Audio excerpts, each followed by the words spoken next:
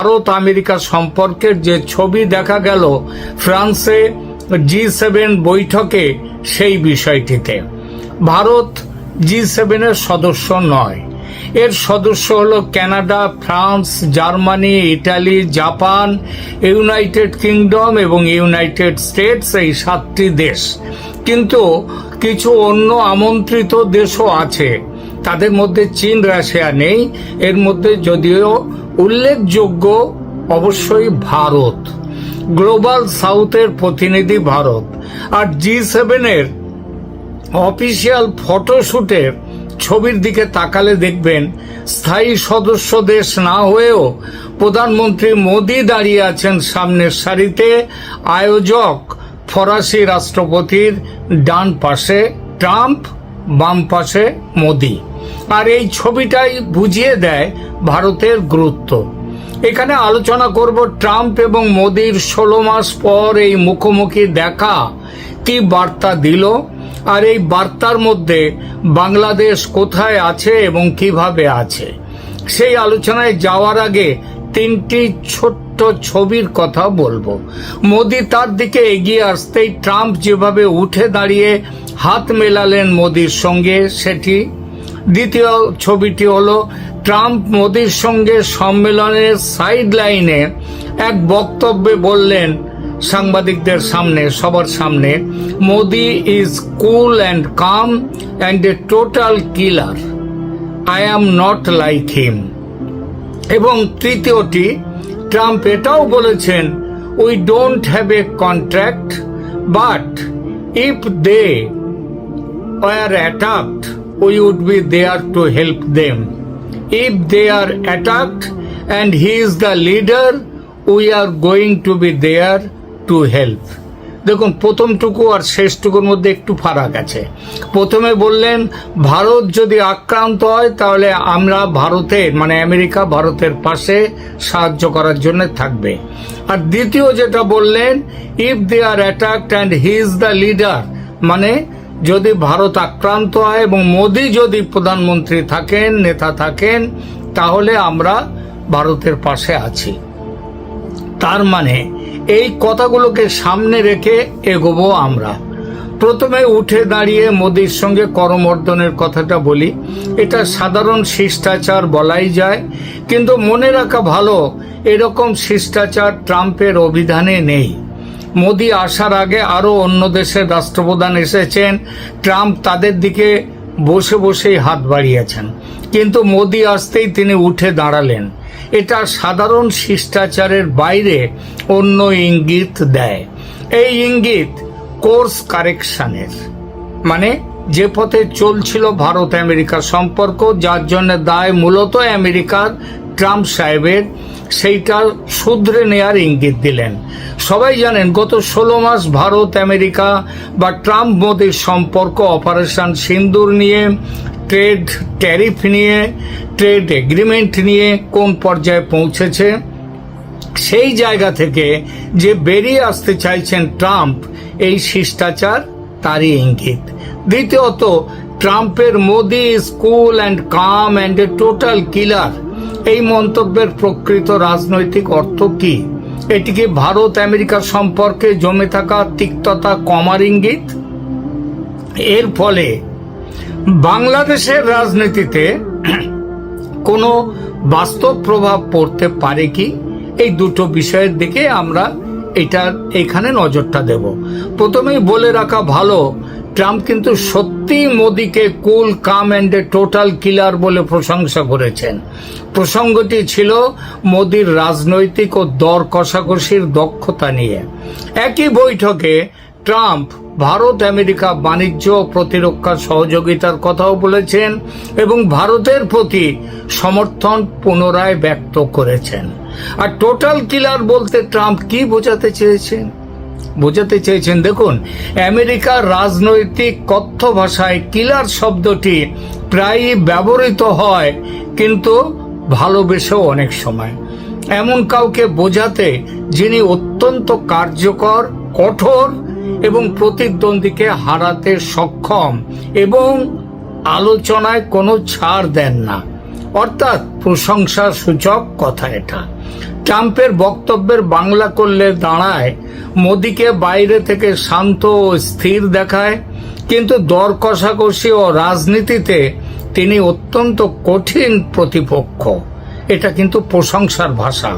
Trump নিজেও অতীতে কিছু নেতাকে কখনো কখনো এ ধরনের ভাষায় বর্ণনা করেছেন। তাই এটিকে সরাসরি কোনো নিরাপত্তা বা সামরিক ইঙ্গিত হিসেবে দেখা উচিত নয়, বরং এটি হলো দুজনের ব্যক্তিগত রসায়নের ভাষা। তবু কেন এই প্রশংসা গুরুত্বপূর্ণ? কারণ গত 1.5 বছরে ভারত আমেরিকা সম্পর্কে কিছু অস্বস্তিকর বিষয় জন্মেছিল।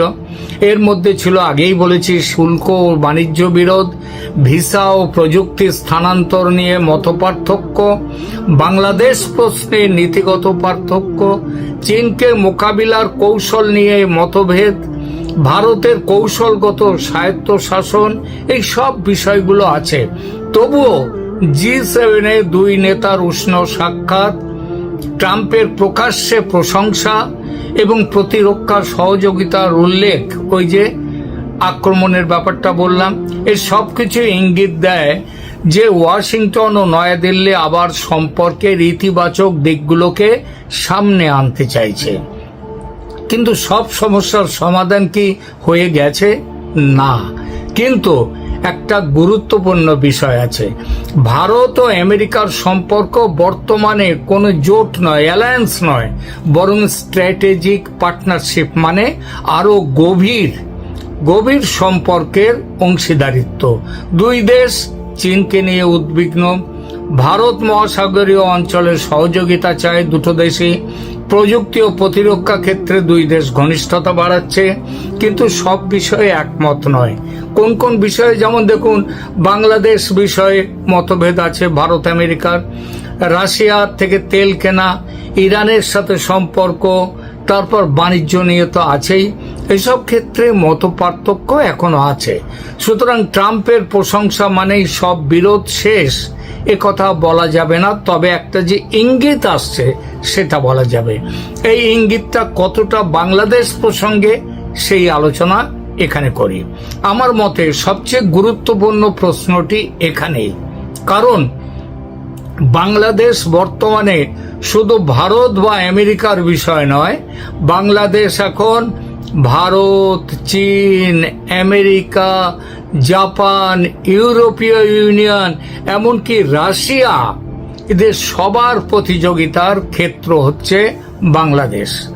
আমেরিকার প্রধান উদ্বেগ, ওয়াশিংটনের দৃষ্টিতে বাংলাদেশ খুবই গুরুত্বপূর্ণ। এই গুরুত্বের জন্য পেছনে আবার আছে চীনের ভূমিকা। এই গুরুত্বটা আরো কেন? কারণ বঙ্গোপসাগরের জন্য, ভারত মহাসাগরীয় নিরাপত্তার জন্য এবং চীনা প্রভাব নিয়ন্ত্রণের জন্য। আমেরিকার সবচেয়ে বড় উদ্বেগ হলো বাংলাদেশ যেন সম্পূর্ণভাবে চীনের কৌশলগত প্রভাব বলয়ে চলে না যায়। এই কারণে বাংলাদেশের রাজনৈতিক স্থিতিশীলতা আমেরিকার কাছে খুব গুরুত্বপূর্ণ। আজকের খবর, বাংলাদেশ প্রধানমন্ত্রী মালয়েশিয়া হয়ে চীন সফরে যাচ্ছেন, মানে প্রথমে যাচ্ছেন মালয়েশিয়া, তারপরে চীন সফরে, কিংবা বলা যায় চীন যাওয়ার জন্যেই তিনি মালয়েশিয়াতে যাচ্ছেন, অর্থাৎ ভারতকে ব্রাত্য রাখছেন। এই খবর আমেরিকার কাছে আগে থেকেই আছে। এর অর্থ বাংলাদেশ ক্রমশ চীনা বলয়ে ঢুকছে। তার ফলে গতকাল যখন এই বাংলাদেশ প্রসঙ্গকে মাথায় রেখেই কিন্তু আমেরিকা এই কথাগুলো বলেছে ভারত সম্পর্কে। এখানে ভারতের অবস্থান কি? ভারতের অবস্থান গত 1 বছরে বাংলাদেশ নিয়ে মোটামুটি স্পষ্ট। নয়াদিল্লি চায় বাংলাদেশে এমন একটি রাজনৈতিক বন্দোবস্ত হোক যেখানে নির্বাচন হবে অন্তর্ভুক্তিমূলক, সেখানে আওয়ামী লীগকে বাদ দিয়ে নির্বাচন হবে না এবং আন্তর্জাতিক গ্রহণযোগ্যতা থাকবে।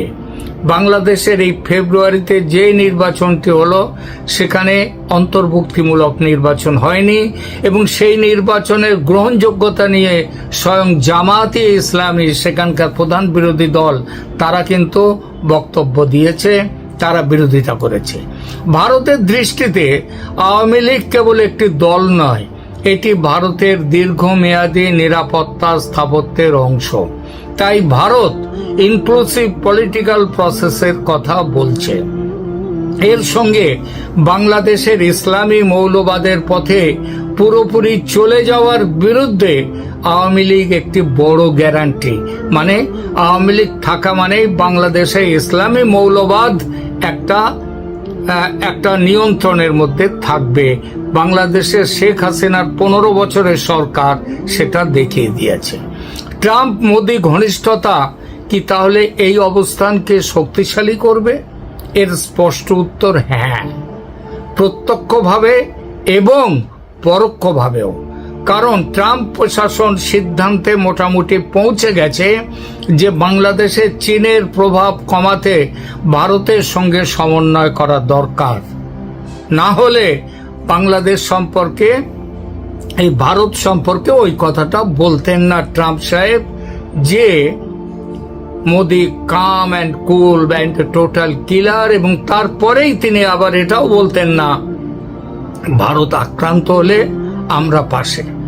তাহলে ওয়াশিংটন বাংলাদেশের ব্যাপারে ভারতের মতামতকে এবার আগের তুলনায় বেশি গুরুত্ব দেবে। এটি বাংলাদেশের রাজনৈতিক সমীকরণে প্রভাব ফেলবেই। তাহলে কি আওয়ামী লীগের প্রত্যাবর্তনের সম্ভাবনা বাড়বে? এর উত্তর হলো অবশ্যই, কারণ সেটাই স্বাভাবিক। কারণ আন্তর্জাতিক শক্তিগুলো এবং বিশেষ করে আমেরিকা বর্তমানে সংঘাতের চেয়ে বেশি চায় বাংলাদেশের স্থিতিশীলতা, বাংলাদেশে একটি গ্রহণযোগ্য নির্বাচন, বাংলাদেশের নিরাপত্তা সহযোগিতা এবং বাংলাদেশে একটা চীন বিরোধী ভারসাম্য। চীন থেকে একেবারে চলে যাওয়া নয়, কিন্তু শেখ হাসিনা যে রাজনীতিটা করেছেন, যে কূটনীতিটা করেছেন, ভারত, আমেরিকা, চীন সবাইকে একসাথে নিয়ে চলা, এই বোধটা এবং এই শিক্ষা এই রাজনৈতিক দূরদৃষ্টির তারেক রহমানের। সুতরাং আওয়ামী লীগ ফিরবে এমন সিদ্ধান্ত এই মুহূর্তে পৌঁছানো কারো কাছে তাড়াহুড়ো মনে হতে পারে। তবে এটুকু বলা যায়, ভারত আমেরিকার সমন্বয় বাড়া মানে আওয়ামী লীগকে রাজনৈতিক নির্বাসনে রাখা, যেটা চলছে বর্তমানে বাংলাদেশে, সেটা থাকবে না। তারেক রহমান সরকারকে তার ধারণা, তার কাজ পাল্টাতে হবে। সবচেয়ে গুরুত্বপূর্ণ সংকেত আমার কাছে ট্রাম্পের এই মন্তব্যের আসল গুরুত্ব অন্য জায়গায়। G7-এ তিনি শুধু মোদিকে প্রশংসা করেননি, বরং প্রকাশ্য বলেছেন যে ভারতের সঙ্গে তিনি কাজ করতে চান, বাণিজ্য চুক্তি এগোচ্ছে এবং ভারতের নিরাপত্তা নিয়ে আমেরিকার অঙ্গীকার রয়েছে। বাংলাদেশ এই বাস্তবিকতা অস্বীকার করতে পারবে না। তা করতে গেলে অনেক বেশি মূল্য দিতে হবে বাংলাদেশকে। এবার আসি ট্রাম্পের শেষ যে কথাটি বললাম, যে উক্তিটি, সেইটা নিয়ে।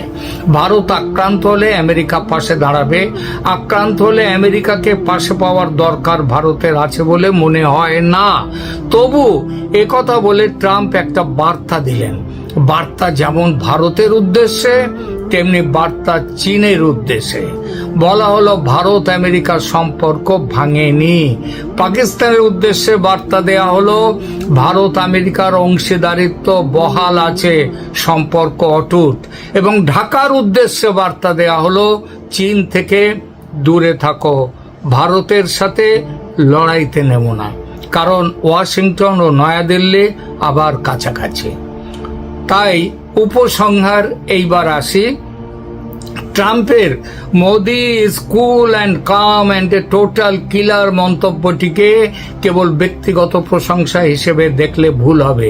এটি মূলত মোদিকে একজন কঠোর, দক্ষ, সফল, দর কষাকষি করতে পারেন এমন নেতা হিসেবে স্বীকৃতি দেয়া। একই সঙ্গে এটি ইঙ্গিত দেয় যে ট্রাম্প প্রশাসন ভারতের সঙ্গে সম্পর্ককে আবার অগ্রাধিকার দিয়ে মধুর করতে চাইছে। বাংলাদেশের ক্ষেত্রে এর তাৎপর্য অপরিসীম। ওয়াশিংটন ভবিষ্যতে বাংলাদেশ নীতি নির্ধারণে ভারতের উদ্বেগকে আগের তুলনায় বেশি গুরুত্ব দেবে এবং সেই গুরুত্ব দেওয়ার পথে অবশ্যই আওয়ামী লীগকে নিয়ে অন্তর্ভুক্তিমূলক নির্বাচন করতে হবে।